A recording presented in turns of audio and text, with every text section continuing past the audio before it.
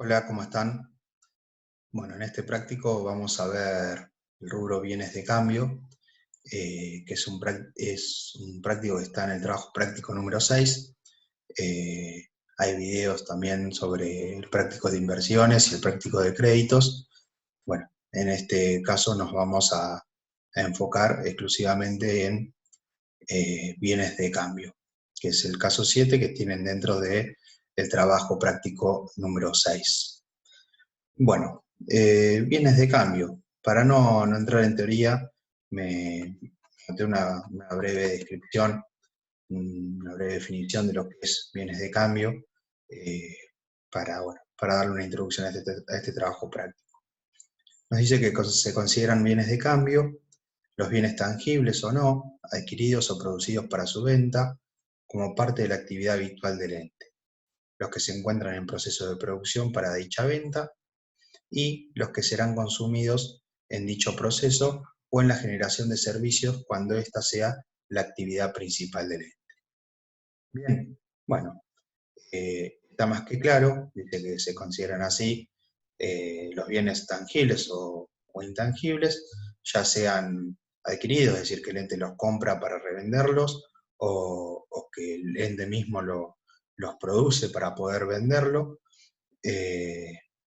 También se consideran bienes de cambio los que están en proceso de producción, es decir, por más que no esté el producto terminado, si la empresa se dedica a fabricar los productos que vende, esos productos que están en proceso de fabricación también son considerados bienes de cambio, como así también su materia prima, es decir, el proceso previo al que estén en fabricación, y también todos aquellos insumos que son consumidos, por ejemplo, en la prestación de un servicio. Bueno, hecho esta breve introducción teórica, eh, recomiendo que vayan a las clases de teoría, donde se les va a dar más en profundidad toda la parte conceptual para que puedan desarrollar el trabajo práctico y bueno, para que logren comprender bien los conceptos de la materia. Me parecía por ahí oportuno hacer esa breve introducción para ponernos en situación de lo que va a tratar este trabajo práctico. Pero bueno, vayamos a la tarea, que nos dice que en base a la información suministrada, a continuación determina el costo de incorporación al activo de los bienes adquiridos, indicando los conceptos que no lo integran y cuál es su tratamiento en la igualdad contable. Es decir, vamos a tener estos dos puntos, el punto 1 y el punto 2, con el cual vamos a tener que determinar a qué costo vamos a incorporar a nuestro activo esos bienes que adquirimos, que van a ser bienes de cambio, y va a haber conceptos que no van a formar parte del costo de incorporación de esos activos, y bueno, hay que decir, ya que no son parte del activo, qué son y cómo sería su tratamiento contable, ¿verdad? Entonces vamos a ir punto por punto. Recordemos, acá también hice una aclaración, que el costo de incorporación de los bienes de cambio está dado por su precio de compra, siempre en condiciones de contado, más todos los gastos necesarios que tenga el bien. Estos tienen que ser identificables, tienen que ser inherentes a ese bien y no tienen que ser recuperables. Y a eso le vamos a restar todos los descuentos comerciales, es decir, las bonificaciones, las rebajas, las quitas de precio que tengamos en la compra de un bien de cambio. El costo de incorporación es muy importante porque va a ser el precio al costo al cual tengamos valuada nuestra mercadería en nuestro patrimonio, y también va a ser el costo eh, que se vayan del patrimonio. Ustedes recuerden que cuando hacíamos, por ejemplo, una venta, asociado al asiento de venta, iba un segundo asiento donde estaba el costo de la mercadería vendida. Bueno, ahí la mercadería que sale del patrimonio va a ir contabilizada a este costo de incorporación que vamos a estar viendo acá. Bien, el punto 1 nos dice que el restaurante Queremos Salir S.A. adquiere 4 cajones de manzana, 3 bolsas de papa, 3 cajones de naranja y 2 cajas de melones. El importe de la factura, bueno, adquiere cosas que son entendibles para un restaurante, que es nuestro ente. Es decir, los cajones de manzana, las bolsas de papa, cajones de naranja y cajas de melones son productos habituales que puede comprar un restaurante. No para vender la manzana como si fuese una verdulería o la naranja y demás, sino que todos esos productos que fue comprando los va a transformar de alguna manera para después hacer, no sé, por ejemplo, con la bolsa de papa puré, con las manzanas, naranja y melón, alguna ensalada de fruta, etc. Pero acá el ente estaría comprando insumos para después transformarlo en un producto final que va a acompañar la prestación del servicio de restaurante. Dice que el importe de la factura por lo que compró, es decir, el precio financiado es de 12.000 pesos y se abonará en 90 días. Precio financiado quiere decir que, que acá nuestro proveedor nos va a cobrar un adicional porque no se lo vamos a pagar en el momento, sino que nos va a financiar esa compra durante 3 meses, es decir, en 3 meses no le voy a pagar, pasados los 3 meses les tengo que pagar, y le tengo que pagar 12.000 pesos. De pagar al contado, acá nos aclara, el costo hubiera sido de 10.000 pesos, es decir, acá nos están cobrando 2.000 pesos más porque no le pagamos de contado. Es decir, ese interés implícito en este caso, por esos 3 meses de gracias que me da el proveedor, ascienden a 2.000 pesos. El flete para el traslado de dicha mercadería hasta el depósito es de 500 pesos, la erogación para descargas en el depósito del restaurante, las unidades compradas de 200 pesos y 400 pesos es la erogación realizada para redistribuir los bienes en el depósito. Tanto el flete como las otras erogaciones se abonan en el acto en efectivo. Muy bien, vamos a el primer caso. Compramos 4 cajones de manzana, 4 bolsas de papa, 3 cajones de naranja y 2 cajas de melones. Habíamos dicho que todo eso iban a ser insumos, iban a ser materia prima para después elaborar algún plato de comida, ya sea postres, etcétera, que va a acompañar el servicio del restaurante. La materia prima es una cuenta patrimonial del activo que está dentro de los bienes de cambio, que es lo que estamos viendo en este trabajo práctico. Entonces, ahora tenemos que sacar el costo de incorporación de estos bienes de cambio. Entonces habíamos dicho que el precio total de la factura era de 12.000 pesos. Pero sabemos que para calcular el costo de incorporación tengo que calcular el precio de contado, porque el precio de compra siempre lo teníamos de contado. Entonces, el precio de contado era de 10.000. Entonces, 10.000 pesos el precio de contado, más todos los gastos necesarios. ¿Qué gastos teníamos? Teníamos gasto de flete, gasto de descarga en el depósito y gasto de distribución de los bienes en el depósito. Bueno, el gasto en flete es un gasto necesario, por eso va a formar parte del costo de incorporación, al igual que la descarga de mercadería. No así la distribución de materiales. Entonces, si sumamos el precio al contado, más el costo del flete, más el costo de la descarga de la mercadería, nos va a arrojar que el costo de incorporación de las materias primas a nuestro patrimonio, el patrimonio del ente, el patrimonio del restaurante, va a ascender a 10.700 pesos. Y no así dijimos la distribución de las mercaderías dentro del depósito, que son 400 pesos. No la incluimos en el costo, como dice acá, dado que no es una erogación necesaria para que el bien esté en condiciones de ser vendido. Es decir, si yo no distribuyo, no pago esa distribución, es decir, que lo acomoden en un lado y no lo acomoden en otro, el bien ya lo tengo dentro de mi patrimonio, por eso no es un gasto necesario para poder ser vendido. En cambio, si yo no contrato el flete, no me pueden traer la mercadería a mi local, a mi empresa. Y si tampoco pago a alguien para que me descargue esa mercadería del flete, nunca me van a bajar esa mercadería. Por lo general puede ser que estén incorporados juntos estos dos costos, tanto el de flete como el de descarga, pero acá lo pone como separado y para que nos demos cuenta qué gastos son necesarios y cuáles no son necesarios. Entonces, tanto el precio de contado más el flete más la descarga de la mercadería, la suma asciende a 10.700 pesos, que esto va a ser el costo de incorporación de las materias primas en nuestro patrimonio.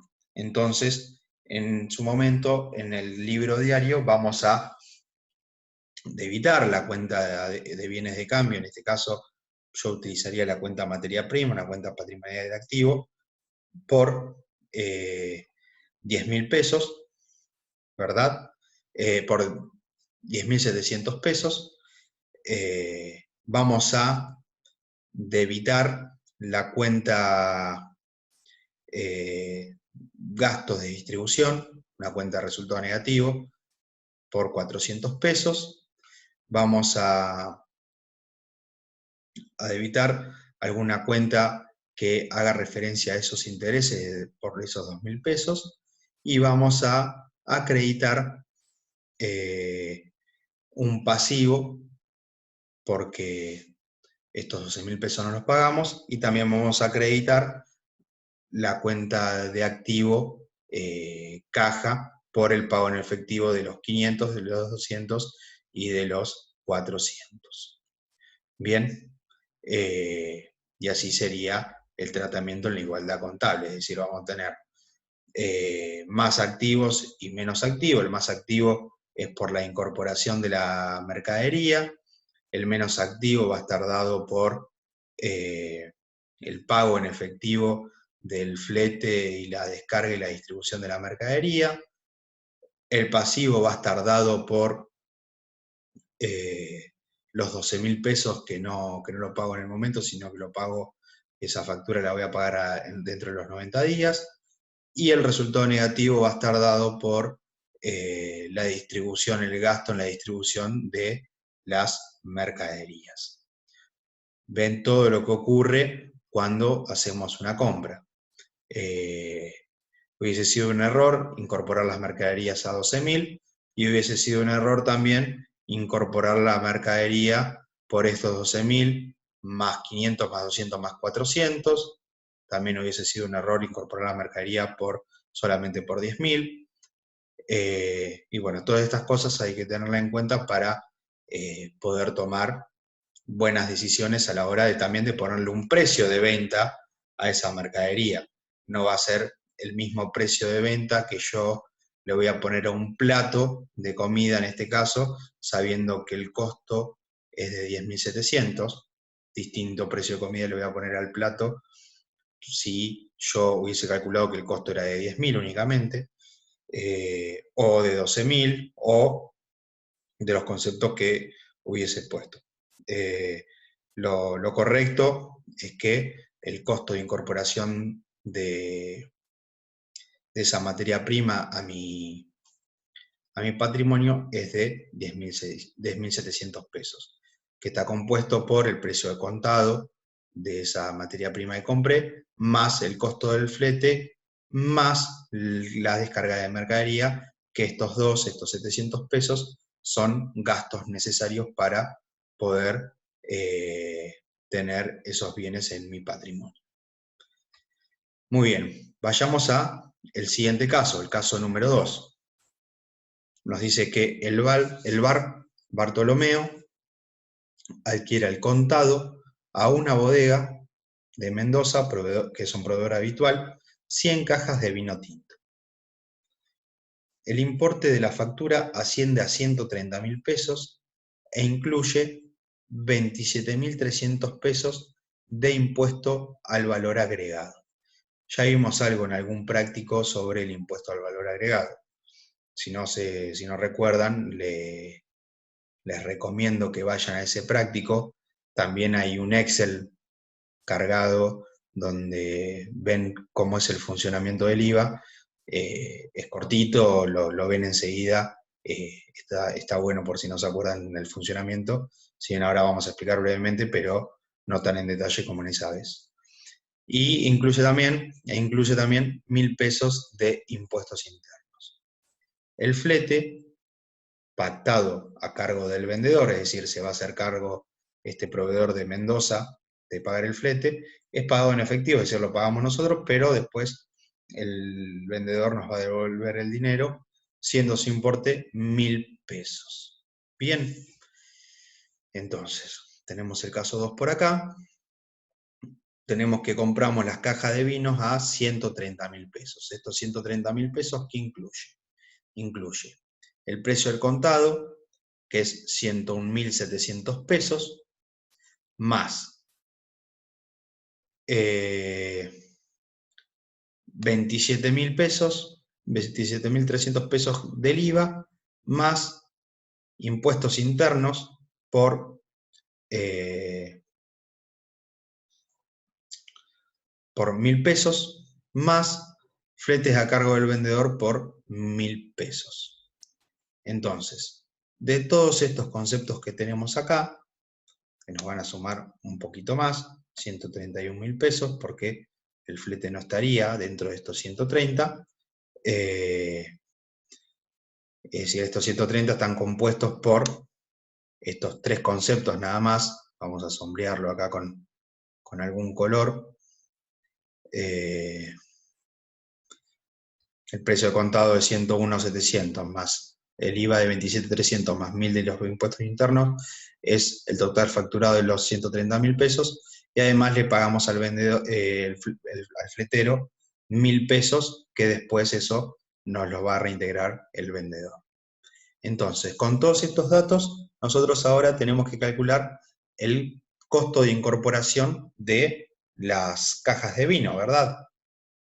Entonces, sabemos que el precio al contado es, bueno, ¿y cómo calculamos estos 100.000, 101.700? Bueno, sabíamos que, nos los dice en el enunciado, que nosotros pagamos 130.000 pesos y que estos 130.000 pesos además incluyen 27.300 pesos de impuesto al valor agregado y 1.000 pesos de impuestos internos. Entonces, hacemos 130.000 menos 27.300, que es el IVA, menos 1.000, los impuestos internos. Y nos da 101.700 pesos, ¿verdad? Bien. Entonces, para llegar al costo del bien, primero vamos a cómo se calculaba el costo. El costo de incorporación está dado por el precio de compra, más los gastos necesarios, menos los descuentos comerciales. Entonces tenemos el precio del bien al contado, que es 101.700 pesos. Acá vuelvo a poner el cálculo de cómo que hicimos recién, cómo llegamos a los 101.700. Más los impuestos internos. Los impuestos internos sí son un gasto necesario, porque si yo no pago ese impuesto, el bien nunca me va a llegar, no me lo van a vender. Yo sí o sí tengo que pagar ese impuesto, y va a ser un costo que va a estar incorporado dentro del costo del bien. No así el IVA, porque como habíamos dicho, el IVA son impuestos que se van recuperando. Vamos a tener el IVA débito y el IVA crédito, o también conocido como IVA compra o IVA venta. Es decir, el IVA, tanto el IVA como el flete no van a formar parte del costo del bien. Por dos razones, por estas razones en realidad. Porque el IVA es un impuesto que me van a devolver. Es decir, el IVA que yo pago en la compra de un bien es un crédito fiscal que después se va a terminar neteando con el IVA que genera a la hora que yo vendo, que es un crédito fiscal. Entonces el IVA que yo genero cuando vendo, menos el IVA que yo pago cuando compro, es el impuesto que voy a terminar pagando. Y el flete, en un principio el flete sí es un gasto necesario, pero como acá el enunciado me aclara de que ese flete va a estar a cargo del vendedor, es decir, a cargo de esta empresa mendocina que me vende los vinos, no los voy a a incorporar dentro del costo del bien de incorporación de las cajas de vino. Entonces, voy a tener que el costo de incorporación de la caja de vino son el precio contado, que son los 101.700, más los 1.000 de los impuestos internos, que estos impuestos internos no tengo manera de evitarlos bajo ningún punto de vista. Entonces, el costo de incorporación de las cajas de vino asciende a 102.700 pesos. Bien, y tanto el IVA como los fletes a cargo del vendedor también van a formar parte del activo, en este caso no van a ser resultados negativos. ¿Por qué?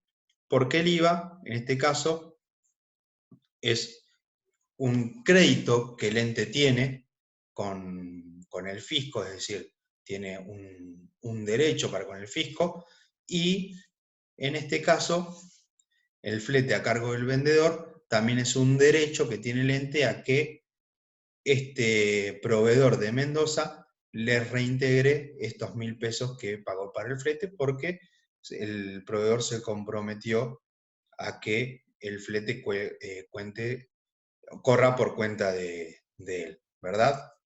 Entonces, tanto el IVA como el flete no van a formar parte del costo de incorporación, y sí van a formar parte del costo de incorporación el precio al contado de las cajas de vino, neteado de los dos impuestos, pero le voy a tener que agregar el impuesto interno, porque si yo no pago el impuesto interno, no puedo tener las cajas de vino.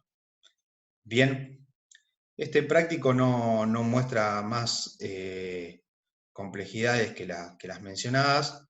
Lo importante es que ustedes sepan identificar cuáles son gastos necesarios y cuáles no, y por ahí de un precio facturado poder calcular o poder darse cuenta cuál sería el precio contado de ese bien.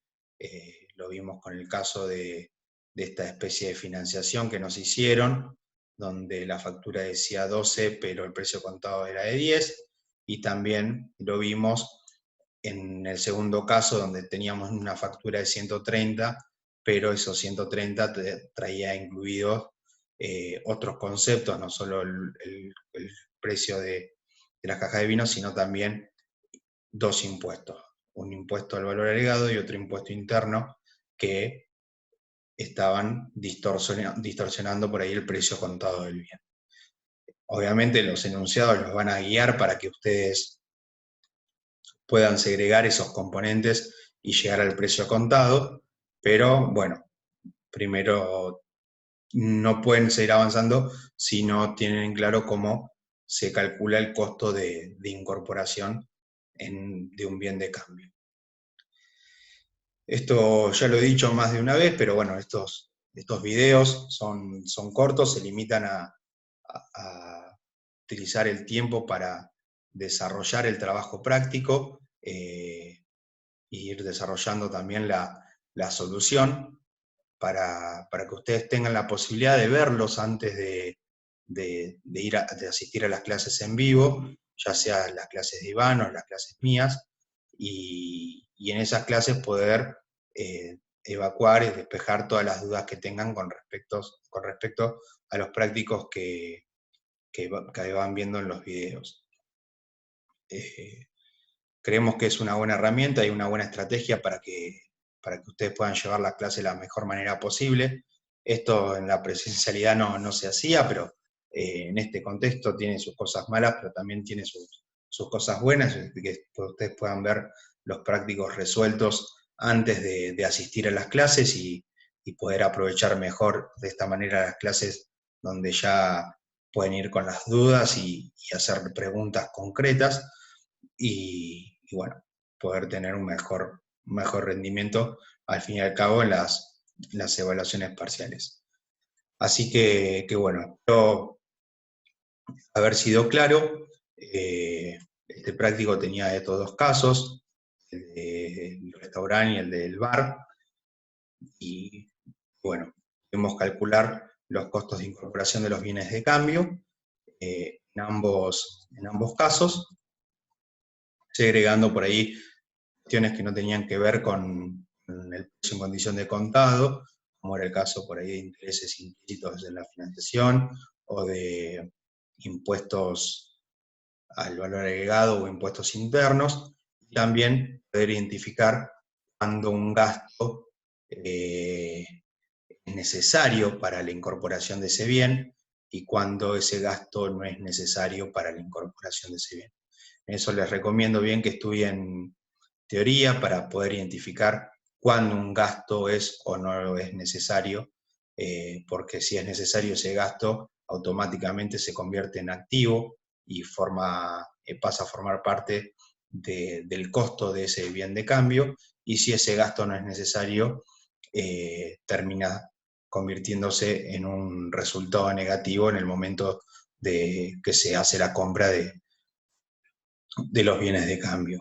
Va a ser un resultado negativo siempre y cuando recaiga su costo en el ente. Cuando recae sobre la otra parte, como pasaba en el segundo caso, que recaía sobre el vendedor, ese gasto iba a formar parte de un activo, pero ese activo no iba a formar parte del costo del bien de cambio, sino que ese activo iba a otra parte del patrimonio dentro del activo, que es dentro de los créditos, que los que vimos anteriormente, que era un derecho que el ente tenía a que le reintegren ese dinero porque en el contrato o en lo que se firmó para la compra, era el vendedor quien se hacía cargo de esa erogación, que por cuestiones de logística y de comodidad